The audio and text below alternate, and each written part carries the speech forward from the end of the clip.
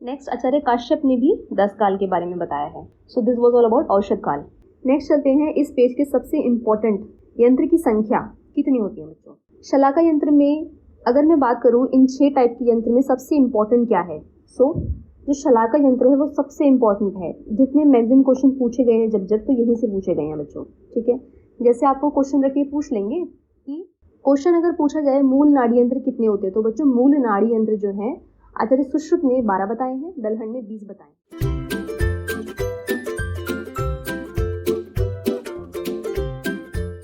Hello students, welcome back to Lift Your Eye Aspirants. Myself Dr. Barkha Singh.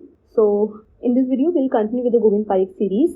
So till now we have completed page up to 5 and today we'll study page 6. तो page number 6 and 7 इन दोनों में ही आपको जो है सुश्रुत सूत्र का जो important वाला पार्ट है, यंत्र हो गया, शस्त्र हो गया, नेक्स्ट शार है, अग्निकर्म है, उसके बारे में डिस्क्रिप्शन दिया गया है। ओके, तो ये बहुत ज़रूरी वाला पार्ट है। यहाँ से आप क्वेश्चन 1 से 2 क्वेश्चन आते ही आते हैं हर बारी, यंत्र शस्त्र शार अग्नि, इन चारों चैप्टर्स में से। और कई बार तो देखा गया है कि आई थिंक 2020 में 3 क्वेश्चन पूछे गए थे इन्हीं 2-3 चैप्टर से। तो बहुत ही ज़रूरी है, अच्छे से पढ़ना है। ओके, तो स्टार्ट करते हैं। देखिए, आर्तव दोष। तो प्रीवियस वीडियो अगर आपने देखी होगी तो उसमें हमने शुक्र दोष के बारे में बात की थी, है ना। तो वहाँ पर हमने पढ़ा था कि 5-4-2, है ना। 5-4-2 मतलब कि 5 साध्य थे, जो 4 थे वो कृच साध्य थे और 2 थे असाध्य, है ना। मूत्र पुरुष गंधी जो शुक्र दोष होते हैं वो असाध्य बताए गए हैं। आर्तव दोष की अगर मैं बात करूं तो इसमें 5 जो है वो असाध्य बताए गए हैं, ठीक है, और 3 साध्य। तो जो 1 दोषज हैं वो हो गए साध्य, वात, पित्त और कफज, ठीक है।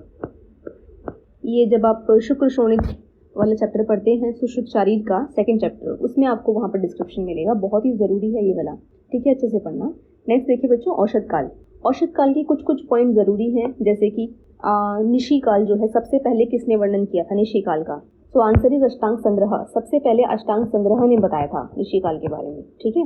निशी काल कब प्रयुक्त करते हैं हम, कब औषधि देते हैं निशी काल में, तो जो ऊर्ज जत्रुगत रोग होते हैं बच्चों, वहाँ पर हम निशी काल में मेडिसिन देंगे, ठीक है। ऊर्ज जत्रुगत रोग में साथ ही साथ अगर आपको लेखन कर्म कराना है वहाँ पर भी आप जो है इस काल में मेडिसिन दे सकते हो। और ब्राह्मण, ठीक है। नेक्स्ट कुछ काल ज़रूरी है, जैसे मैंने पहले बताया। तो क्वेश्चन आ सकता है कि मुहुर्मुहुर, है ना, श्वास कास पिपासा, श्वास कास पिपासा, इन तीनों में जो है श्वास कास पिपासा, है ना, इन तीनों में जो है मुहुर औषधि देने के लिए बोला है, ठीक है, बार बार देना है। इसमें भोजन के साथ में कोई भी रिलेशन नहीं है, बस बार बार खाने को बोला है मेडिसिन, ठीक है। अगर हिक्का की बात करें तो समोदक बताया है, ठीक है, बिफोर एंड आफ्टर फूड, तो हिक्का में यूज़ होता है, तो ये क्वेश्चन पूछा जा चुका है। नेक्स्ट बात करते हैं किसने कितने काल लिए। तो आचार्य चरक और सुश्रुत इन दोनों ने ही 10 काल बताए हैं। वाग्भट ने 11 ने बात की है कि इन्होंने जो है निशी को ऐड किया है। शारंदर ने जो है 5 काल बताए हैं, प्रथम, द्वितीय, तृतीय, चतुर्थ और पंचम काल, ऐसे करके उन्होंने जो है औषध सेवन काल बताए हैं शारंधर ने, ठीक है। और जो पंचम काल है वही है निशी काल, ठीक है। नेक्स्ट आचार्य काश्यप ने भी 10 काल के बारे में बताया है। सो दिस वाज ऑल अबाउट औषध काल। जब हम शारंधर संहिता पढ़ेंगे तो एक बार इसको थॉरोली एक बार देख लेंगे औषध सेवन काल के बारे में, ठीक है। अभी फिलहाल के लिए इतना जानना जरूरी है। ओके, नेक्स्ट आता है लेंथ। एक नॉर्मल अगर ह्यूमन की बात करें तो उसकी लेंथ कितनी होती है, उसकी हाइट कितनी होती है ना। तो देखो, दिखने में तो लगेगा कि बहुत ही सिंपल क्वेश्चन है ना, लेकिन कई बार होता है कि इजी क्वेश्चन में पूछ ले जाते हैं ऐसे क्वेश्चन, और आ भी चुका है। तो आचार्य सुश्रुत ने 120 अंगुल बताया है और चरक ने 84 अंगुल बताया है। अष्टांग संग्रह ने भी चरक को ही फॉलो किया। अष्टांग हृदय ने कितने बताया, 3.5 हस्त बताया है। ओके, नेक्स्ट देखो शौरकर्म। अगर शौरकर्म की बात करें, शौरकर्म क्या होता है, हेयर कटिंग, नील्स डन, है ना, शेविंग, ये जो चीज़ें बताई हैं वो आचार्य चरक, सुश्रुत और वाग्भट जो बृहत्रे हैं हमारे, उन तीनों ने बताया क्या कि पक्ष में 3 बार करना है ये सब, ठीक है। पक्ष मतलब 15 days. So after every 5 days इन्होंने इंडिकेट किया है। बट अगर शारपाणी और साथ ही साथ भेल, इन दोनों ने ही क्या माना है, 3 मास में 1 बार करवाने का निर्देश दिया है। ओके, आगे देखो रोग ज्ञान उपाय। तो रोगों के ज्ञान के लिए 3 उपाय बताए हैं आचार्य चरक ने। क्या क्या, प्रत्यक्ष, अनुमान और आप्तोपदेश। जबकि आचार्य सुश्रुत ने क्या बताया, पंचभी श्रोतादि भी, ठीक है, 5 इंद्रियां बताई हैं और साथ में प्रश्न। ओके, नेक्स्ट चलते हैं इस पेज के सबसे इंपॉर्टेंट वाले सेक्शन की तरफ। ओके, यंत्र की संख्या कितनी होती है बच्चों। तो यंत्र की संख्या जो है 101 बताई है। अगर प्रधानतम यंत्र बोलेंगे तो क्या है, हस्त। ओके, और अगर प्रधान यंत्र की बात करेंगे तो क्या है, कंकमुख है। ओके, कितने भेद होते हैं, 6 भेद बताए हैं। ठीक है, आप चाहो तो इसको ऐसे करके याद रख सकते हो, SST सन। ठीक है, ये है यंत्र SST सन, 6 भेद बताए हैं। S मतलब स्वास्तिक, देन संदंश, देन ताल यंत्र, देन शलाका, देन उपयंत्र, और लास्ट में आएगा नाड़ी। ठीक है, नाड़ी यंत्र। सो ऐसे करके हमारे पास में 6 टाइप आपको देखने को मिलेंगे।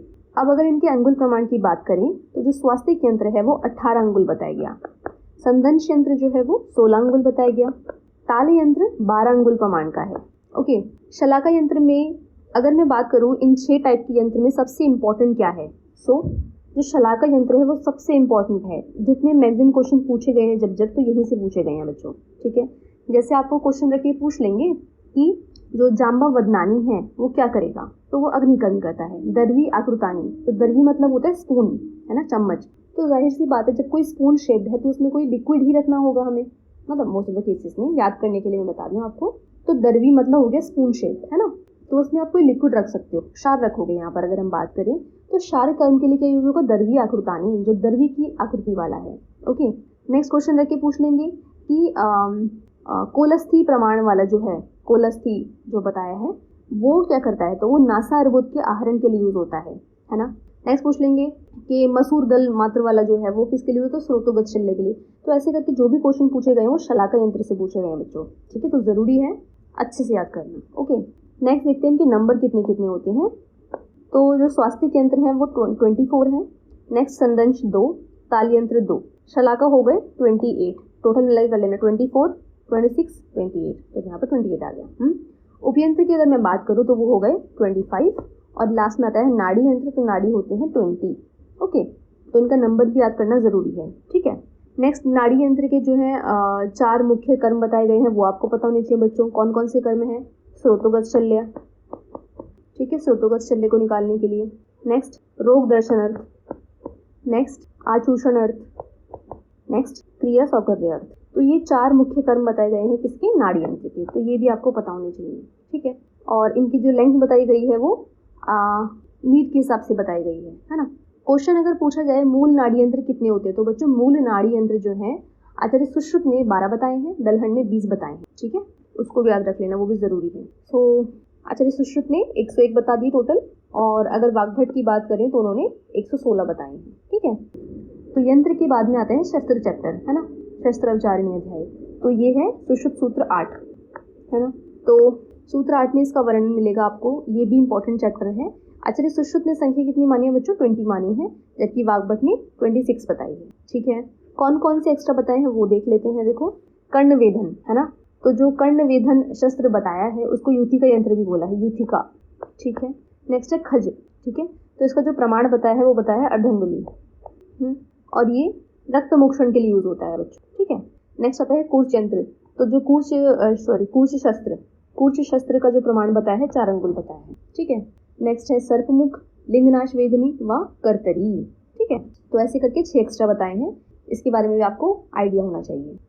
नेक्स्ट इसी चैप्टर में पाइना का वर्णन आया है, वो जरूरी है, 2020 में क्वेश्चन पूछा गया था। ठीक है, तो पाइना के बारे में भी आपको आइडिया होना चाहिए। ठीक है, 3 प्रकार के पाइना बताए हैं, है ना, कौन कौन से हैं, क्षार, उदक और तेल पाइना। जो क्षार पाइना है वो सर्वशल्य के लिए होता है और अस्थि के छेदन के लिए होता है ना। लेकिन जो उदक पाइना है वो किसके लिए है, मांस छेदन वेदन पाटन के लिए। और तेल पाइना क्योंकि वो स्निग्ध है ना, तो जहाँ पर भी वायु स्थित है, चाहे से वो सिरा हो, स्नायु हो, जो हॉलो वाले स्ट्रक्चर्स है ना, वहाँ पर यूज होगा कौन सा, तेल पाइना। ठीक है, तो क्षार, उदक और तेल पाइना, यहाँ से क्वेश्चन पूछा जाता है, अच्छे से पढ़ लेना इसको भी। ठीक है, so back to page number 6। Next बात करते हैं मूल नाड़ी यंत्र। मैंने आपको बता ही दिया कि आचार्य सुश्रुत ने 12 बताए हैं, दलहन ने 20 बताए हैं। ठीक है, एषणी अगर हम बात करें तो आचार्य चरक ने 2 बताई है, सुश्रुत ने 3 बताई है ना। तो जो 3 बताई है उसमें वो बताते हैं कि एक है 2 अंगुल, एक है 3 अंगुल और एक है धनुर्वक्रा। ठीक है, तो जब हम सुश्रुत सूत्र पढ़ेंगे पूरा तब हम इसका एक बार डिटेल व्यू देख लेंगे कि कहाँ कौन सा इंडिकेटेड है। ओके, नेक्स्ट देखो अणुशस्त्र की संख्या। तो अनुशस्त्र जो है सुश्रुत ने 14 बताए, वाग्भट ने 12 बताए, है ना। लेकिन अगर बात करें कि वाग्भट ने 3 विशिष्ट कौन से बताए थे, वो जरूरी है बच्चों। पहला था इसमें सूर्यकांत। अब नाम से पता लग रहा है सूर्यकांत, सूर्य की कांति वाला, तो कितना उष्ण होगा, तीक्ष्ण होगा, है ना। तो ये होता है त्वग्दाह के लिए यूज। ओके, नेक्स्ट है समुद्र फेन, तो ये होता है लेखन के लिए। और तीसरा आता है शुष्क गोमय। ठीक है, तो ये आचार्य सुश्रुत से भिन्न वाले हैं, तो ये जरूरी हो जाते हैं। ठीक है, नेक्स्ट चैप्टर 11 में चलेंगे। जब आप आगे पढ़ेंगे सुश्रुत सूत्र में, तो आप देखेंगे वहां पर जो है क्षार के बारे में उन्होंने पूरा डिस्क्रिप्शन दिया है। क्षार के भेद की अगर हम बात करें तो पानी और प्रतिसारणीय क्षार बताया है। बाद में जाके वो प्रतिसारणीय के भी मृदु, मध्य और तीक्ष्ण करके 3 भेद बताते हैं, वो हम नेक्स्ट पेज में पढ़ेंगे। ठीक है बच्चों, so this was all about page number 6। Thank you for watching. अगर वीडियो यूजफुल लगती है, यू कैन अप्रिशिएट अगर वीडियो अच्छी लगती है, you can appreciate our YouTube channel, and thank you for joining with us. Take care, stay blessed.